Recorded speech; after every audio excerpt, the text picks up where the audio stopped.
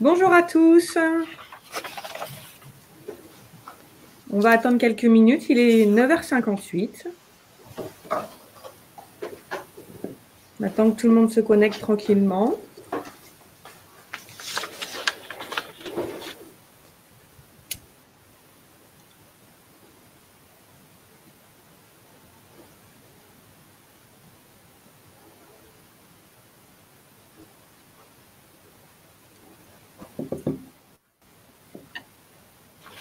On attend quelques minutes.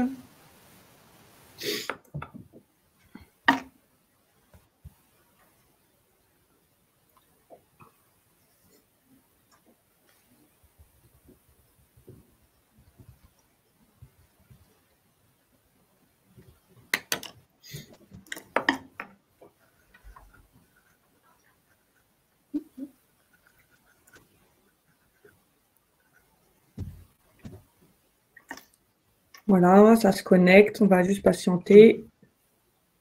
Dernière minute, je suis désolée pour ceux qui sont en avance ou très ponctuels. Voilà, il est 10h.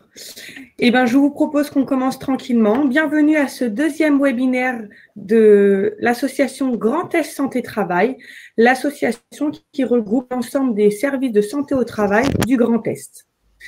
On a la chance d'accueillir Madame Dole, qui est représentante de la Ligue contre le cancer du Bas-Rhin. On vous remercie une nouvelle fois de votre présence. On est ensemble pour environ une petite heure. On va bientôt commencer. On vous fait patienter encore quelques instants. On attend 150 personnes, donc on est vraiment ravis. Donc là, on attend que les derniers se connectent tranquillement. On va démarrer d'ici 2-3 minutes avec nos intervenants. Voilà, les compteurs augmentent, donc c'est super, on est ravis. De toute façon, sachez que le lien vous sera envoyé à l'issue du webinaire pour suivre ou revoir cette présentation en replay. Et vous pourrez aussi retrouver sur le site de l'association Grand Est Santé Travail le lien pour visionner et revoir cette présentation. On vous invite à mettre le PowerPoint en pleine page afin de suivre pleinement la présentation et comme ça sera plus facile pour vous. Vos micros sont volontairement coupés, mais à tout moment, vous pourrez échanger avec nos experts sur la partie droite de l'écran dans la rubrique questions. N'hésitez surtout pas, on est là pour vous et c'est un moment d'échange de manière plutôt digitale du fait du contexte sanitaire actuel. Au fil du webinaire, on aura 2-3 questions en guise de sondage. L'objectif, c'est vraiment de nous aider, d'avoir un retour d'expérience et puis surtout d'analyser notre prestation afin qu'on puisse rebondir sur les prochains événements. Nous comptons sur votre participation et nous vous remercions vivement de vos réponses. Je vous propose qu'on commence tranquillement. Combattre le cancer pour un retour en entreprise serein. Voilà l'objectif de notre matinée. On est ensemble, comme j'ai pu vous le dire, pour une petite heure. Avant même de commencer, nous allons effectuer un tour de table, entre guillemets, virtuel.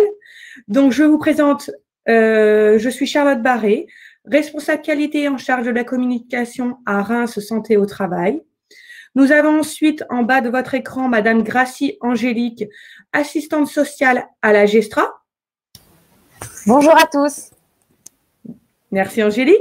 Nous avons ensuite Annick Villemout, infirmière santé-travail de la Gestra. Bonjour tout le monde. Merci Annick. Suivi de Aurore Claus, qui est infirmière santé-travail à la ST67. Bonjour. Merci Aurore. Et enfin, comme j'ai pu vous le dire en préambule, nous avons le plaisir d'accueillir Julie Dole, la représentante de la Ligue contre le cancer du Bas-Rhin. Bonjour. Merci beaucoup. Donc, l'objectif de ce webinaire, c'est parti, c'est de pouvoir apporter des réponses à vos interrogations pour pouvoir concilier au mieux le travail et le cancer. On va vous donner au fil de l'eau des éléments de réflexion, des pistes d'innovation pour améliorer votre qualité de vie au travail ou celle de vos collaborateurs. Je propose qu'on commence avec quelques éléments chiffrés. Annick, c'est à toi. Le cancer est un sujet crucial pour les entreprises et les salariés. En effet, il touche 382 000 personnes par an, dont une personne sur deux est âgée de moins de 65 ans, donc encore en emploi. Cela représente 400 salariés par jour diagnostiqués d'un cancer. Ce sont des enjeux économiques et sociétaux importants. On peut se rendre compte que l'après-cancer est un enjeu de société qui est devenu problématique puisque les besoins individuels et collectifs sont étroitement liés. Pour illustrer cette interdépendance, on peut signaler que 80% des salariés atteints d'un cancer sont en arrêt maladie pour se soigner, ce qui désorganise les entreprises. Et seuls 42% de ces malades ont bénéficié d'une aide à la reprise, alors que 5 ans après le diagnostic de cancer, 93% des patients en emploi sont retournés travailler. Charlotte va nous présenter le sommaire de ce webinaire. Merci Annick. Donc, après avoir quelques éléments chiffrés, je propose qu'on s'interroge sur la construction de ce webinaire. Donc, avec nos experts, on a envisagé ce webinaire en 6 parties. La première partie, vous vous demandez pourquoi faire un service de santé au travail. Donc, on va pouvoir apporter quelques éléments de réponse. Puis, nous vous aiderons à savoir et vous expliquer à qui vous devez vous adresser. Parce qu'il y a plusieurs interlocuteurs au sein du service de santé au travail et il n'est pas toujours facile de comprendre le rôle de chacun. En troisième partie, nous aborderons l'importance de la visite de pré-reprise. Enfin, nous aborderons la préparation au retour en emploi de manière individuelle et collective. Grâce à notre partenariat avec la Ligue contre le cancer, nous aurons un témoignage d'entreprise. Et enfin, nous clôturerons sur la charte des 11 engagements qui va vous permettre de mettre en place des meilleures conditions de travail. Mais pourquoi faire un service de santé au travail? Vous vous demandez sans doute, c'est légitime. Désormais, c'est à vous. Annick. La mission d'un service de santé au travail est définie par le Code du travail. Sa mission exclusive est d'éviter l'altération de la santé des travailleurs du fait de leur travail. Son objectif principal est d'être le partenaire privilégié des entreprises et des salariés en matière de santé au travail. Ensuite, notre rôle de service de santé au travail, lequel est-il? C'est conseiller les employeurs et les salariés pour éviter les risques professionnels et améliorer les conditions de travail, mais aussi conduire les actions de santé au travail dans l'entreprise, comme par exemple les sensibilisations aux addictions ou au travail de nuit, etc.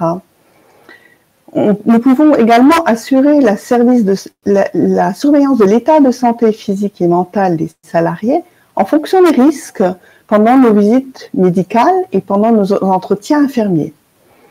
Mais nous participons également au suivi et à la traçabilité des expositions professionnelles et à la veille sanitaire.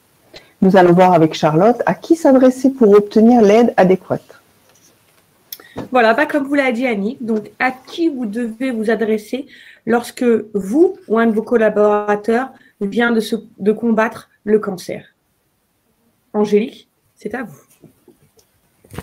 Différents professionnels interviennent dans le cadre du maintien dans l'emploi des salariés, à savoir le médecin du travail, qui collabore avec une équipe pluridisciplinaire, le médecin généraliste, ainsi que le médecin conseil de la caisse primaire d'assurance maladie. Tous ces intervenants contribuent à la prévention de la désinsertion professionnelle. Dans un premier temps, je vais vous parler du médecin du travail. Le médecin du travail peut rencontrer le salarié en arrêt de travail avant une reprise d'activité dans le cadre de la visite de pré-reprise. Cette visite peut être sollicitée soit par le salarié, soit par le médecin conseil ou par le médecin généraliste. Le médecin du travail peut contacter le médecin généraliste du salarié avec son accord. Il peut également étudier avec le salarié les différentes possibilités en termes d'adaptation à son poste de travail ou un éventuel reclassement. Le médecin du travail peut aussi communiquer avec le médecin conseil. Et enfin, il peut transmettre à l'employeur ses recommandations, mais toujours avec l'accord de l'employé. Par ailleurs, Le médecin du travail peut solliciter son équipe pluridisciplinaire afin de réaliser des études de poste dans le but d'améliorer les conditions de travail des salariés. Je vais ainsi vous présenter l'équipe pluridisciplinaire au sein d'un service de santé au travail. Cette équipe assiste le médecin du travail dans ses missions de prévention et de maîtrise des risques. En coordination avec le médecin du travail, elle apporte des expertises techniques dans les différents domaines de la santé et la sécurité au travail.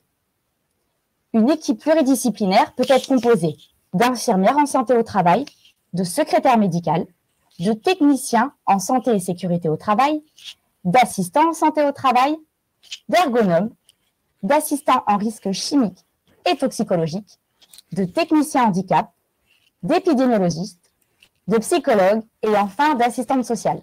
La liste est longue. Leurs interventions sont à l'initiative du médecin du travail et font partie des prestations couvertes par votre cotisation sans coût supplémentaire. Chaque service de santé au travail est particulier et dispose de ressources différentes. Aussi, pour en savoir plus, je vous invite à vous rapprocher de votre service de santé au travail dont vous dépendez. Un pôle social peut aussi être intégré au sein d'un service de santé au travail. Ainsi, les médecins du travail peuvent orienter les salariés confrontés à des problèmes de santé susceptibles de menacer leur emploi vers l'assistante sociale qui les accompagnera dans la recherche de solutions adaptées. L'assistante sociale informe, écoute, conseille et oriente les salariés en situation de difficulté sociale liée au travail. Son rôle d'aide participe à la prévention du risque de désinsertion professionnelle et au maintien dans l'emploi par le biais d'actions individuelles et collectives. L'assistante sociale accompagne les salariés tout au long de leur démarche. Elle leur apporte une aide sur mesure. Maintenant, je vais vous présenter un nouvel intervenant qui contribue également au maintien dans l'emploi des salariés. Il s'agit du médecin généraliste. Ce dernier prescrit un arrêt de travail ou sa prolongation selon la situation médicale du salarié. Il étudie les conditions de reprise de travail en tenant bien évidemment compte de l'état de santé du salarié. Il peut être en lien avec le médecin du travail afin d'étudier éventuellement ou prescrire une reprise à temps partiel thérapeutique. Et enfin, le médecin généraliste peut orienter le salarié vers le médecin du travail dans le cadre d'une visite de pré-reprise. Le dernier interlocuteur d'un salarié en arrêt de travail est le médecin conseil qui est employé par la caisse primaire d'assurance maladie. Le médecin conseil émet son avis sur la durée de l'arrêt de travail ou du temps partiel thérapeutique, sur la stabilisation de la pathologie du salarié et le passage éventuel en invalidité, et sur la consolidation d'un accident de travail ou d'une maladie professionnelle. Le médecin conseil informe le salarié sur ses droits. Il peut aussi demander une visite de pré-reprise au médecin du travail. Enfin, le médecin conseil peut convoquer le salarié durant son arrêt de travail pour évaluer son état de santé et sa capacité au travail. Cette visite n'est ni à l'initiative de l'employeur, ni à celle du salarié. Elle concerne la relation entre le salarié et la caisse primaire d'assurance maladie.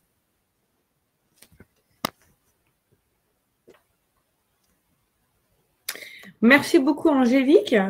Ça nous permet vraiment de voir plus clair et de savoir à qui s'adresser. Je propose qu'on fasse un focus et comprendre l'importance de la visite de pré-reprise. Alors, tout à fait. C'est à vous, Aurore. Merci. Et la première question à se poser, c'est justement, qu'est-ce que la visite de pré-reprise? Alors, à mon sens, c'est une visite qui porte assez mal son nom parce qu'elle ne signifie pas que le salarié va reprendre le travail immédiatement après cette visite. Ça, c'est très important. Donc, si on devait la requalifier, ce serait plutôt une visite d'aide et d'accompagnement progressif à la reprise. Parce que trop souvent, les médecins du travail entendent « docteur, je ne peux pas encore reprendre », mais il faut vraiment voir ça plutôt comme un accompagnement vers la reprise que comme une reprise immédiate. Et donc, quel est déjà l'objectif de la visite de pré-reprise? Alors déjà, il y a un prérequis qui est essentiel, c'est qu'il faut être en arrêt maladie de plus de 3 mois et être un salarié qui s'interroge par rapport à sa reprise. Et le but, c'est réellement de préparer le retour au travail en collaboration. Donc, en collaboration avec déjà le médecin du travail, parce que c'est lui qui va réaliser cette visite de pré-reprise, mais comme a pu le dire Madame Grassi, avec toute son équipe pluridisciplinaire, donc effectivement l'assistante sociale ou l'intervenant en prévention des risques professionnels, l'ergonome pour des études de poste, etc., et l'infirmière de santé au travail, bien sûr. Et ça va se faire également en collaboration avec l'employeur. Mais là, il y a quelque chose où il faut faire attention. À la base, l'employeur n'est pas au courant de cette visite de pré-reprise. La visite de pré-reprise, comme ça a été dit avant, est prise par le salarié. Et on demande l'accord du salarié pour prévenir l'employeur de cette visite de pré-reprise et des éventuels aménagements ou adaptations des postes. Mais de prime abord, l'employeur n'est pas prévenu. Et autre chose qui est très important aussi à mon sens, c'est que l'employeur n'a pas connaissance du dossier médical du salarié. En aucun cas, on lui transmet des éléments du dossier médical. Voilà, donc ça, c'est quand même assez important. Ensuite, je ne sais pas. OK. Donc, est-ce que vous pouvez juste passer à la suivante? Je suis désolée. Voilà, désolée. Qui est-ce qui est concerné donc par cette visite de pré-reprise? La visite de pré-reprise, ce qui est important, c'est qu'elle va être conseillée à tout salarié qui est en arrêt de travail, donc soit pour maladie, soit pour accident du travail, et elle est prise à partir du moment où le salarié va penser qu'il va avoir des difficultés pour reprendre son poste de travail, des difficultés qui soient temporaires ou qui soient définitives. Le but, c'est réellement de favoriser le maintien dans l'emploi des salariés après un arrêt de travail. Au cours de cette visite-là, donc le médecin du travail, il va pouvoir recommander un certain nombre de choses. Donc, dans un premier temps, ça peut être des aménagements et des adaptations du poste de travail. Donc, ce soit des aménagements, on va dire techniques, une sortie de ligne qu'il faut revoir, du matériel de manutention à mettre en place, etc. Ou plutôt des aménagements au niveau de l'organisation du travail, des horaires, etc. Ça peut également être des préconisations de reclassement. Alors ça va être dans le cas où le salarié ne peut pas reprendre son poste de travail initial. On sait que ses capacités restantes ne nous le permettent pas et de voir quel poste dans l'entreprise peut convenir au salarié pour qu'il soit reclassé. Et dans ce cas-là, parfois, il faut aussi conseiller des formations professionnelles pour effectivement aider le salarié à prendre pleinement ses postes de reclassement. Et c'est aussi de favoriser parfois la réorientation professionnelle. Quand on sait que dans des très petites entreprises, il n'y a pas de poste possible de reclassement, c'est déjà d'orienter vers une réflexion sur de la réorientation professionnelle. Alors, en soi, cette visite de pré-reprise, pourquoi est-ce qu'il faut la demander? Alors, le but premier, c'est vraiment d'échanger sur sa situation. Alors, d'échanger déjà sur sa situation médicale dans un premier temps, l'histoire de la maladie, les traitements, le déroulé, etc. Mais aussi sur son ressenti, sur sa vision de reprise du travail, voilà comment le salarié va se positionner, ça c'est très important. Et c'est vraiment, et je l'ai déjà dit, un but de préparation au retour dans l'emploi en prévoyant effectivement les adaptations ou les aménagements de poste si c'est nécessaire. En sachant que, ça, Madame Grassi l'a très bien dit, le temps partiel thérapeutique qui est prescrit en collaboration avec le médecin traitant ou des aides techniques dont j'ai parlé avant. Ce qui est intéressant aussi, c'est qu'on peut également mobiliser, donc ça c'est le médecin du travail, il y a un réseau qui peut mobiliser au niveau des partenaires du maintien en emploi.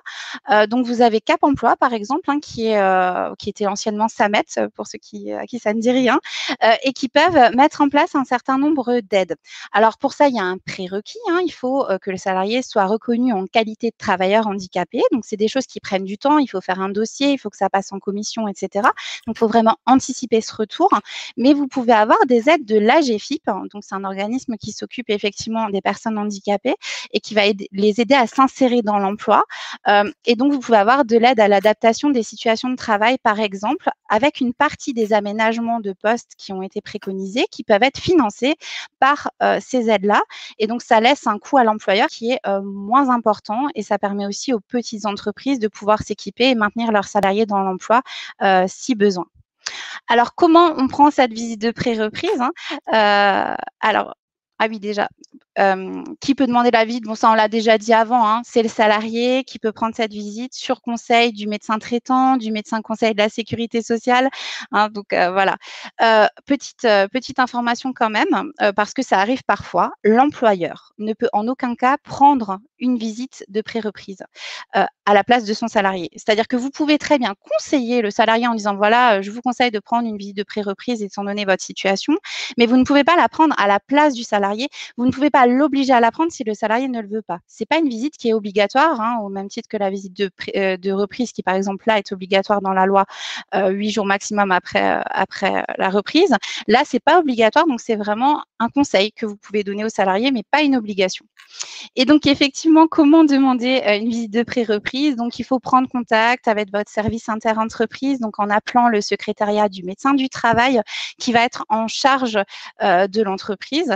Et puis, comme on l'a dit, le plus tôt possible, parce qu'effectivement, parfois, il peut y avoir des démarches qui sont longues avec des études de poste, etc. Et donc, ça, c'est très important que ces démarches soient faites le plus tôt possible.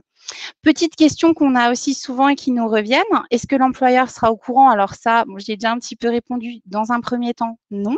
Mais forcément, s'il faut un aménagement de poste, effectivement, à ce moment-là, il va falloir que l'employeur soit dans la boucle et du coup, on demande l'autorisation au salarié de prévenir l'employeur.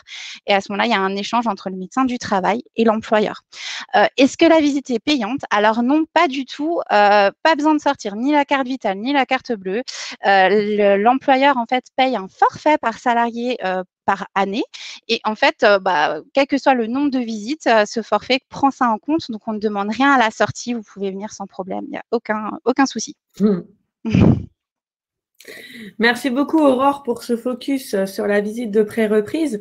Je propose qu'on fasse on s'interroge tout simplement sur la préparation au retour à l'emploi du collaborateur, que ça soit de manière individuelle ou collective. Madame Dole, c'est à vous. Merci Charlotte. Alors du coup, je vais démarrer cette partie-là en vous donnant quelques chiffres qui font un petit peu l'état des lieux par rapport au tabou finalement du cancer en entreprise, où vous voyez qu'il y a effectivement des représentations qui sont différentes de la maladie entre les salariés et les employeurs, parce que comme vous le voyez, la plupart des salariés, qu'ils aient eu ou non un cancer, se sentent mal à l'aise à l'idée d'évoquer cette thématique ou la thématique du cancer en entreprise, alors que au niveau des dires des chefs d'entreprise, on est sur quelque chose qui est moindre, où il y aurait une ouverture d'esprit qui est plus importante. Donc voilà, c'était effectivement pour vous donner quelques chiffres sur ce côté où le cancer reste quelque chose d'assez compliqué à parler en entreprise. Mais effectivement, pour rentrer plus dans le vif du sujet par rapport à cette importance donc du retour à l'emploi pour le salarié, parce que c'est une étape qui est très importante, cette reprise d'activité professionnelle. Pour la personne, pour le salarié, ça va lui permettre en fait de retrouver une place dans la société et du coup de se décoller de ce statut de malade, de retrouver son identité professionnelle, chose qui est très importante à l'heure actuelle et notamment en France. L'identité professionnelle est quelque chose de très important. Dans le retour à l'emploi, il y a aussi un besoin de la personne d'être reconnue dans le parcours qu'il ou elle vient de vivre. On parle du parcours de soins, du parcours de la maladie, et également une envie d'être considéré comme n'importe quel autre salarié. Et du coup, effectivement, c'est un équilibre qui est à trouver entre ce besoin d'être considéré comme tous les autres salariés de l'entreprise et le besoin toujours d'être reconnu dans ce parcours de vie que la personne vient de traverser. ce qui reflète assez bien cet équilibre, c'est le témoignage que vous voyez juste en dessous et qu'on a recueilli de la part de plusieurs personnes. Finalement, reprendre le travail, c'est une façon de fermer la parenthèse de la maladie, de retrouver une vie normale avec des guillemets et bien entendu une place dans la société. Le retour au travail, effectivement, c'est important. Et du coup, quels sont les leviers qu'on peut vous donner pour préparer au mieux ce retour à l'emploi? Alors, la première chose dont on va parler, on a un versant donc individuel et collectif. Au niveau donc du versant individuel, le principe, c'est bien sûr de pouvoir accompagner le salarié, accompagner la personne dans son retour à l'emploi, et de lui poser certaines questions. Par exemple, effectivement, comment est-ce qu'elle envisage son retour dans le collectif? Voilà, comment est-ce qu'elle envisage de retrouver sa place par rapport au regard des autres, etc. Et ce qui est aussi très important, c'est de pouvoir la tenir au courant de ce qui a changé peut-être dans le collectif depuis le début de son arrêt, que ce soit dans le collectif de travail ou bien même au sein même de l'entreprise, parce que les personnes très souvent sont en arrêt maladie peut-être depuis un an, et donc ont quitté l'entreprise depuis un an, et effectivement on peut avoir beaucoup de changements qui se sont produits lors de cette période-là, et effectivement de pouvoir tenir au courant la personne de tous ces changements-là, ça permet aussi de pouvoir revenir de manière plus sereine et de ne pas être obligé d'avoir à intégrer tous les changements le jour même de la reprise effective, je dirais. On a également un versant donc collectif, où là, il s'agit d'accompagner le collectif de manière générale, c'est-à-dire la hiérarchie, peut-être les collègues, et effectivement, quoi dire, quoi faire dans pour accompagner ce collectif-là. Donc, effectivement, pouvoir faire un travail en amont est très intéressant par rapport au collectif pour que le retour soit mieux préparé.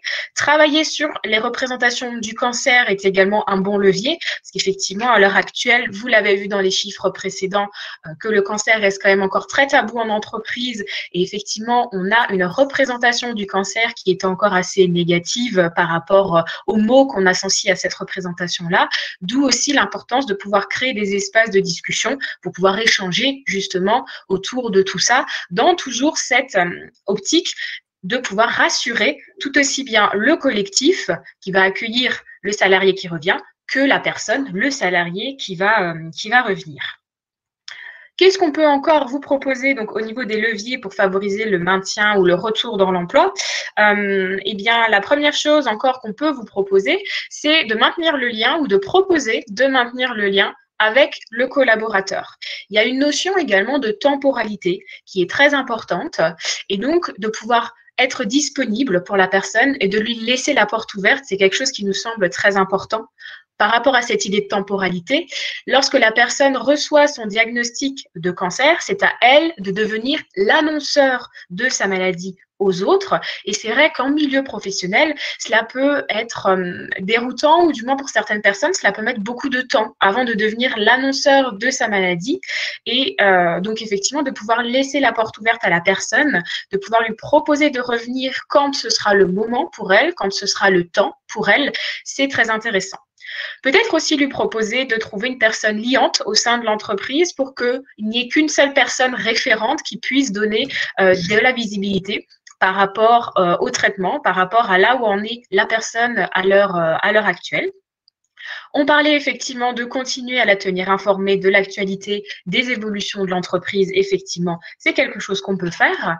Continuer à l'inviter aux temps conviviaux de l'entreprise. Alors, je sais qu'à l'heure actuelle, avec la situation, c'est un petit peu plus compliqué. Mais même si vous avez des visios, ça peut même se faire en visio, mais effectivement, si vous avez des repas particuliers, des fêtes de départ à la retraite, des pots, ou alors tout ce qui est un petit peu attrait à la réunion entre salariés de l'entreprise, continuer à inviter la personne. Elle pourra être disponible ou pas, mais dans tous les cas, elle sera touchée du fait d'être toujours invitée et de se sentir toujours appartenir à l'entreprise. Également, peut-être, si vous le pouvez, proposer un soutien dans les démarches administratives, des montages de projets, etc. Premier levier qu'on pouvait vous proposer. Le deuxième qu'on peut également vous proposer, eh bien, Madame Claus en a déjà parlé un petit peu avant, c'est d'informer le salarié sur le rôle du médecin du travail, plus largement du service de santé au travail, et notamment de la visite de pré-reprise, qui est un dispositif très peu connu par les salariés de manière générale.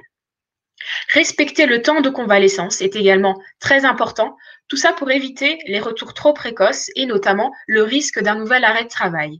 Je donne toujours l'exemple d'une dame qu'on a reçue à la Ligue et qui a voulu reprendre tout de suite après son opération pour un cancer du sein en temps plein.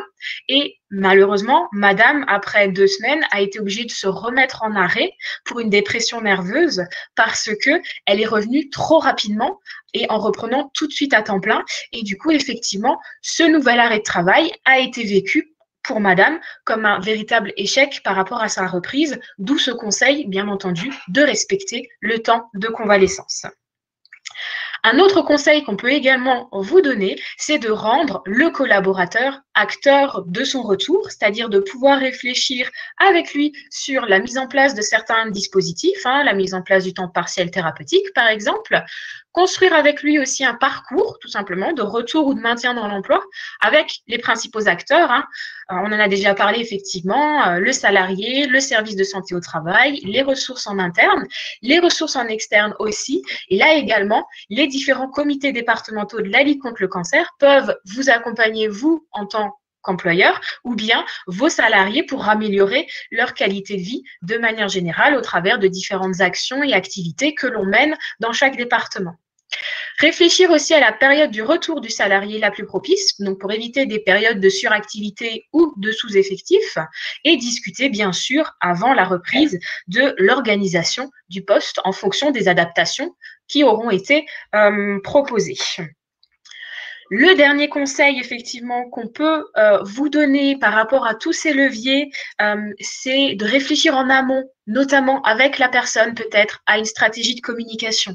C'est-à-dire qu'on a souvent des personnes qui nous disent « Ben oui, effectivement, j'aimerais beaucoup pouvoir parler de mon cancer avec mon employeur ou en entreprise avec mon collectif, mais j'ai peur d'être obligée de tout dire à tout le monde. » D'où ce conseil-là de pouvoir réfléchir à cette stratégie de communication, c'est que la personne n'est pas du tout déjà obligée d'évoquer sa pathologie, mais également qu'elle n'est pas obligée de tout dire à tout le monde et qu'elle peut très bien cercler l'information en se disant que de ses collègues plus proches qui vont avoir besoin d'éléments par rapport à des choses qu'elle ne pourra plus faire, eh bien auront plus d'informations par rapport à son état de santé et par rapport à ce qu'elle a vécu que d'autres collègues qui sont dans des services très extérieurs avec qui le collaborateur ne travaille qu'une fois dans l'année ou à des clients, etc.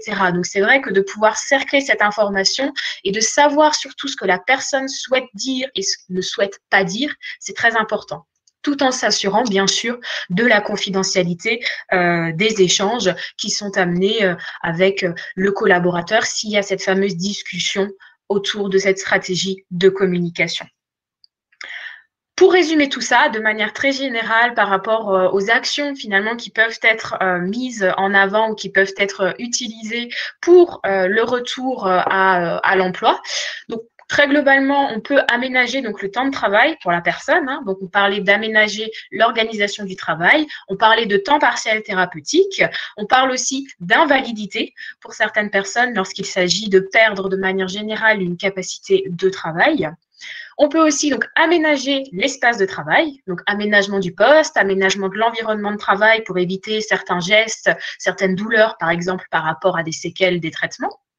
Des conseils en ergonomie et le télétravail qui devient à l'heure actuelle notamment de plus en plus une option qui est à réfléchir pour éviter par exemple la fatigue des trajets pour les personnes. On peut aussi effectivement penser à la formation du salarié. Alors notamment, il y a le contrat de rééducation professionnelle en entreprise qui est un contrat pour la réadaptation du salarié, qui est un contrat qui est signé entre la sécurité sociale, le salarié et l'entreprise, sous couvert que la personne ait effectivement une reconnaissance en qualité de travailleur handicapé. Également, vous avez peut-être aussi en interne des outils qui peuvent être proposés comme du bilan de compétences, de la formation, peut-être de la formation vis-à-vis d'une remise à niveau en outils numériques. C'est quelque chose qu'on entend effectivement très souvent, nous, à la Ligue, ce décalage, par exemple, par rapport à des outils numériques. Mais voilà, il y a beaucoup de choses à faire, beaucoup de choses à penser sur ces trois leviers-là, plus sous les autres que j'ai pu déjà vous présenter. Merci beaucoup, Madame Dole, pour cette mise en lumière. Je propose que, grâce à votre expérience et votre positionnement avec la Ligue contre le cancer du Bas-Rhin, vous nous fassiez part d'un témoignage qui a été réalisé plus précisément en partenariat avec le service SSTA. On remercie les deux membres qui nous ont vraiment aidés, un médecin et une chargée de prévention, dans le montage de ce webinaire et le partage d'expériences. Alors effectivement, je vais me faire la porte-parole de ce service de santé et également donc de mes homologues de la Ligue contre le cancer du Haut-Rhin, avec qui cette expérience ou du moins cette réflexion a été menée. Et donc cette réflexion part d'un constat qu'on a déjà pu faire avant, mais qu'il est toujours bien de remettre en lumière, c'est que le médecin du travail était informé trop tardivement, donc des salariés qui étaient en arrêt de travail et dont le retour au travail posera problème parce qu'il y aura un besoin et une demande d'aménagement ou de réflexion autour de la réorganisation. Donc, suite à ce constat-là, il y a eu donc un partenariat qui a été mis en place, donc partenariat de groupe, dont je vais vous parler, qui est un partenariat qui s'est mis en place avec mes homologues, comme je vous le disais, du Haut-Rhin, avec une présentation donc des missions du service de santé au travail et une présentation de la Ligue contre le cancer, des équipes et des missions qui étaient déployées dans le département et des actions, des activités qui étaient mises en place. Alors du coup, effectivement, ce groupe-là, ça a été une rencontre. Donc, les deux partenaires, le service de santé et la Ligue contre le cancer du Haut-Rhin, ont organisé une rencontre, donc avec 14 personnes atteintes de cancer, susceptibles de reprendre le travail dans les mois à venir. Alors, comment s'est déroulée cette rencontre? Alors, la première étape, effectivement, de cette rencontre, ça a été la présentation du service de santé au travail et de ses missions. Ensuite, il y a eu un échange sur les rôles des intervenants et de l'équipe pluridisciplinaire. Et enfin, il y a eu un focus sur la visite d'aide et d'accompagnement au retour au travail, ce qu'on appelle la visite de pré-reprise. Donc, ces trois étapes-là, au travers de cette rencontre, ont permis d'obtenir des informations nouvelles, tout aussi bien pour les participants que pour les partenaires. Et ça a été un vrai moment d'échange descendant, que ce soit donc entre les partenaires et les participants, voire même entre les partenaires entre eux, qui ont pu échanger autour de leur situation, de ce qu'ils vivaient. Quel est le bilan finalement qu'on peut tenir du coup de cette rencontre et de ce témoignage de manière particulière? C'est que tous les participants vraiment étaient très ravis de ces échanges positifs et ils ont décidé finalement pour la plupart de prendre rendez-vous avec leur médecin du travail pour pouvoir planifier leur visite de pré-reprise. Donc c'est vrai que ce dispositif-là et cette rencontre-là a permis beaucoup de choses positives. Merci beaucoup, Madame Dole, pour ce témoignage et puis votre le fait de prendre la parole pour vos homologues de la Ligue. On vous remercie beaucoup.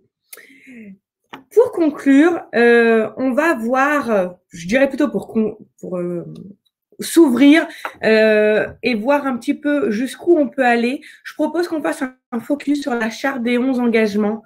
Voilà, Aurore, c'est à vous. Alors oui, on avait envie de vous parler de cette charte des 11 engagements, parce que ça peut être un outil intéressant à utiliser en entreprise.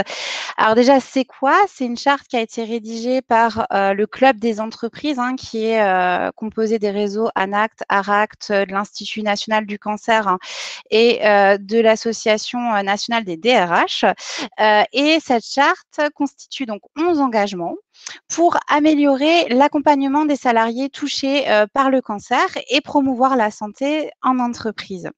Donc, le but, c'est que les entreprises adhèrent à cette charte pour s'engager aux côtés des acteurs, que ce soit n'importe quelle sphère, privée, publique, associative, et qui vont travailler par rapport à cette problématique de maintien en emploi. Donc, il faut savoir aussi que là, on parle actuellement de cancer, mais cette charte, elle peut aussi être étendue pour, par exemple, d'autres pathologies comme les maladies chroniques évolutives. Donc, ce qui est intéressant dans cette charte, dont je vais vous détailler un petit peu le contenu après, c'est qu'elle permet de communiquer auprès de l'ensemble des acteurs de l'entreprise, c'est-à-dire la direction, les managers, mais aussi les salariés, ça c'est très important, ou les instances représentatives du personnel. Donc, cette charte se décompose en 4 grandes parties. La première qu'on vous a mis, donc, c'est accompagner le salarié dans le maintien et le retour en emploi.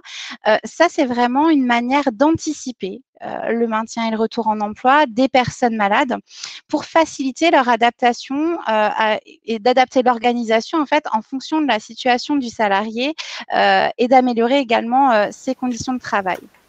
Donc, par exemple, ça peut être de maintenir, on le disait, le lien avec un salarié absent en le tenant un petit peu au courant des actualités parce que ça va renforcer aussi son sentiment d'appartenance à l'entreprise et ça va rendre un petit peu plus facile, en fait, il y aura moins de rupture entre la maladie, l'entreprise et le cancer.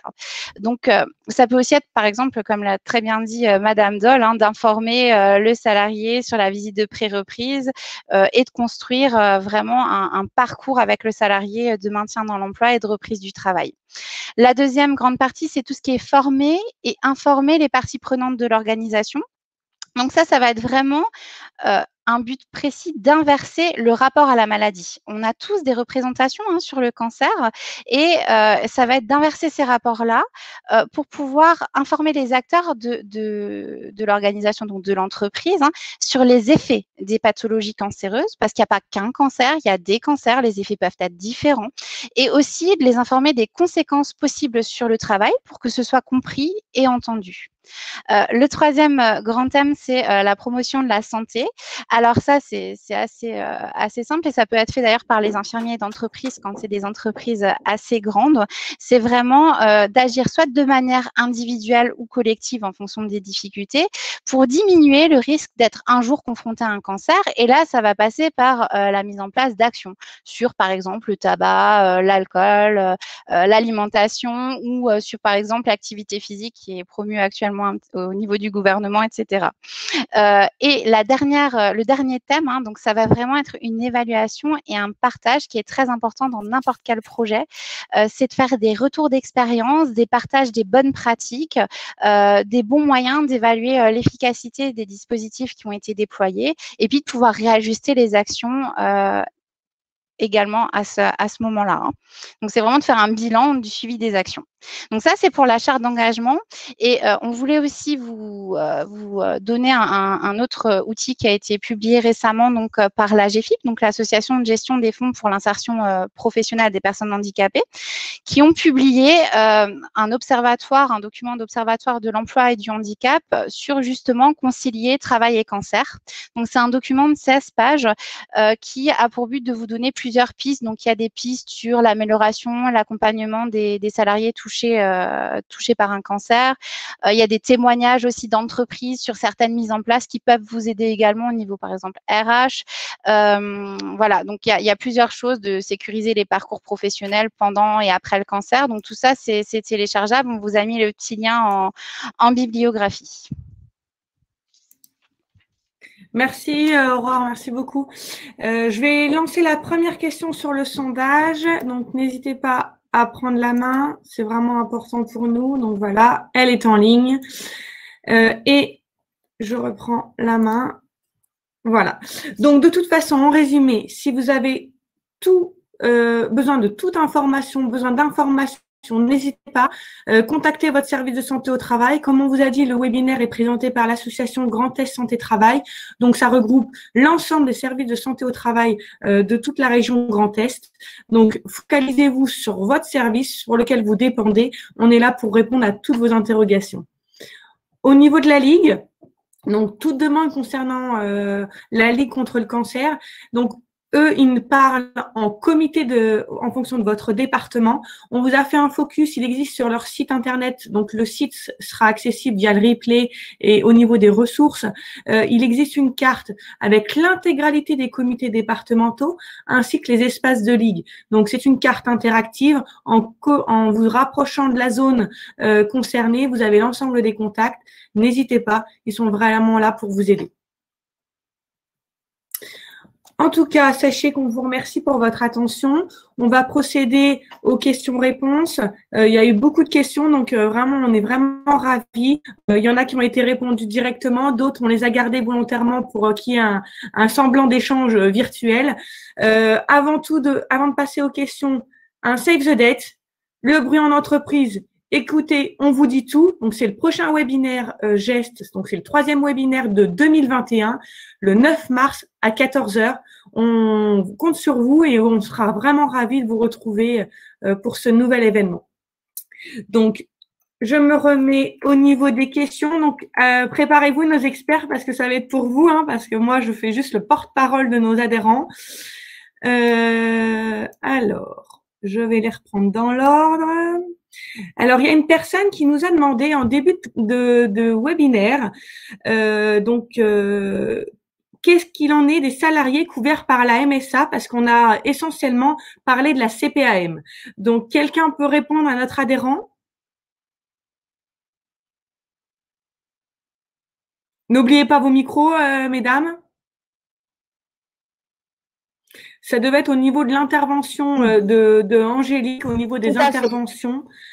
Oui. Voilà. Donc, voilà. La question, c'est qu'en est-il des salariés couverts par la MSA? Vous évoquez essentiellement la CPAM. Voilà. Oui. Alors, Angélique. Les salariés qui sont couverts par la MSA, la mutualité sociale agricole, concernent les salariés agricoles. Et les médecins conseils au sein de la MSA ont les mêmes rôles que les médecins conseils employés par la Caisse primaire d'assurance maladie. Super. Merci Angélique. La question suivante, est-ce que l'employeur peut quand même suggérer aux salariés en arrêt de solliciter une visite de pré-reprise? Alors là, c'était le focus d'Aurore. Voilà. Tout à fait, bien sûr. L'employeur peut tout à fait conseiller aux salariés, s'il est en lien avec, de prendre une visite de pré-reprise. Le propos, c'était surtout de dire que vous ne pouvez pas appeler, ça nous arrive, hein, appeler le secrétariat du médecin du travail pour dire je veux une visite de pré-reprise pour mon salarié. Ça, on ne pourra pas y donner suite. Donc, c'est effectivement, le conseil peut être donné, mais sans obligation, ça reste un conseil. Super. Une question aussi qui est ressortie plusieurs fois. Bonjour, participation aux temps conviviaux. Donc, c'était au moment de l'échange. Quel risque pour l'employeur en cas d'accident? L'agent est en arrêt de travail et n'est pas censé être sur le site. Point d'interrogation. Quelqu'un veut prendre la main sur le sujet? N'oubliez pas vos micros.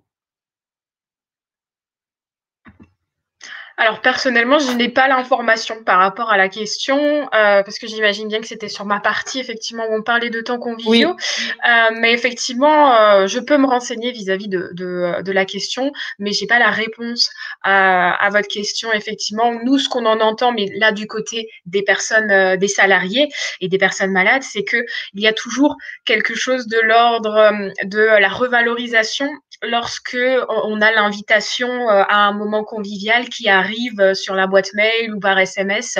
Les personnes nous disent qu'il y a, voilà, c'est quelque chose de très positif pour eux, même s'ils ne peuvent pas venir parce qu'il y a d'autres obligations. Voilà, il y a quand même ce côté très positif que nous, on a en retour par rapport à cette pratique-là. Mais je peux me renseigner par rapport à la question en tant que telle. D'accord. Si la personne veut nous laisser son adresse mail afin que Madame Dole puisse vous faire parvenir un élément de réponse complet, n'hésitez pas à réutiliser l'onglet questions. Comme ça, Madame Dole va prendre note et puis elle ne manquera pas de revenir vers vous. Avant que je continue dans les réponses, n'oubliez pas le sondage. Hein. Je vais continuer. Là, il y a quelques réponses. N'hésitez pas, on a vraiment besoin de vous. Ça nous permet de rebondir sur nos prochaines prestations. Et puis, c'est surtout que je vais mettre une prochaine question. Donc, hop, vraiment, c'est un jeu d'échange. C'est la nouvelle technologie. On s'adapte. On n'a pas le choix du fait du contexte actuel. Alors, je reprends une question. Donc là, Madame Do, le mail vient d'être noté par l'adhérent.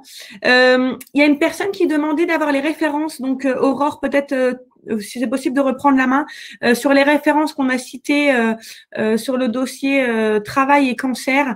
Donc, est-ce que c'est peut-être possible de le redire une nouvelle fois pour l'ensemble de nos adhérents? Alors bien sûr, j'ai mis le lien par rapport. Moi, j'ai répondu aux questions, mais vous retrouvez de toute façon déjà une partie des liens en bibliographie de ce webinaire. Effectivement, donc vous avez la charte que je peux également vous mettre en lien et sur l'AGFIP, c'est pareil, donc c'est conseiller travail et cancer. C'est une publication. Si vous cherchez publication Observatoire de l'emploi et du handicap, AGFIP, conseiller travail et cancer, vous tombez dessus. Mais il me semble que le lien est aussi dans la bibliographie. Donc voilà, on pourra vous pourrez aller voir. Il n'y a pas de souci. Ok, donc là, il y a Madame Doc qui est en train de répondre à une question, donc on y reviendra juste après. Une question qui nous est posée plusieurs fois, est-ce qu'il existe un contrat de rééducation, alors si tout le monde écrit en même temps, ça me fait tout sauter, est-ce qu'il existe un contrat de rééducation professionnelle en entreprise? Est-ce que quelqu'un, en fait, la personne n'a pas vraiment compris, est-ce que c'est possible de développer et de reprendre ce qui a été développé Alors moi, je peux développer tout au long si du vous webinaire. voulez. Le contrat de rééducation professionnelle, on y va, voilà. En fait, c'est destiné aux personnes qui sont assurées sociales, ça c'est important, qui du fait d'un handicap ont perdu la possibilité d'exercer leur emploi. Et donc, c'est un contrat qui leur permet de se réaccoutumer à une profession ou d'exercer un nouveau métier. Et donc, c'est conclu pour une durée déterminée entre l'employeur, le salarié et la sécurité sociale. Et donc, c'est assorti d'une rémunération et d'une formation. Et donc, je vais répondre à la question. Je vous mets un lien aussi du gouvernement, enfin du ministère du Travail, de l'Emploi et de l'Insertion, où vous avez plus d'informations dessus avec quels sont les objectifs du contrat et les caractéristiques. Mais effectivement, c'est tout à fait une possibilité. Donc ça, je vais vous le mettre en lien. Super. Il y a une autre question qui est arrivée plusieurs fois, mais on a répondu il y a 2 minutes précisément. On est vraiment en échange, quasiment en direct. Avez-vous de la documentation cancer et alimentation pour pouvoir échanger avec le salarié atteint d'un cancer? Donc, Madame Dole, peut-être nous faire part et le relais pour la Ligue?